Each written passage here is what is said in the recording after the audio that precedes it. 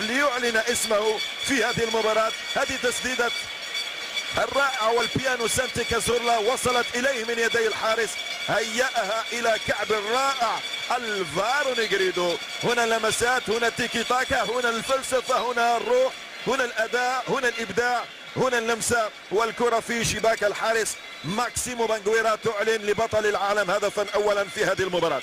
سبق وأن التقي قبل 10 سنوات، سبق وأن سجل فرناندو موريانتس ثلاثية في شباك المنتخب الإكوادوري مع المباريات خالد. وعندما تلتقي أن نادي كبير، نادي يعتمد أكثر شيء على المهارات، عندما تلعب بجانب لاعبين على غير إشبيلية تلعب مع لاعبين تقريبا عاديين ولكن مهاريين، ولكن عندما تلعب مع السيتي هناك لاعبين من كل يعني المنتخبات يلعبون لاعبين دوليين، فأكيد أنك تتعلم أشياء كثيرة. ونيغريدو ربما أظن كسب الخبرة، أصبح لاعب خبرة، لاعب جيد حتى في التموضع.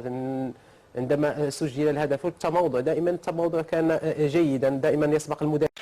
تمر اللمسة إلى البيانو، إلى السنتي الذي يعزف هدفا ثانيا للاروخا الإسبانية. إسبانيا تعود وتتقدم في النتيجة وبفضل هذه المهارات الساحرة والرائعة. لمسة ذكية من خيسوس نافاس يحضر إلى سانتي كازورلا، وسانتي كازورلا ونافاس يبدعان. والله كانت من كريستيان تيو اللمسة للخلف بالعقب رائعة. وضع سانتي كازورلا وجها لوجه أمام مرمى الحارس ماكسيمو بانغويرا ليمضي الهدف الثاني في هذه المباراة لمصلحة المنتخب الإسباني.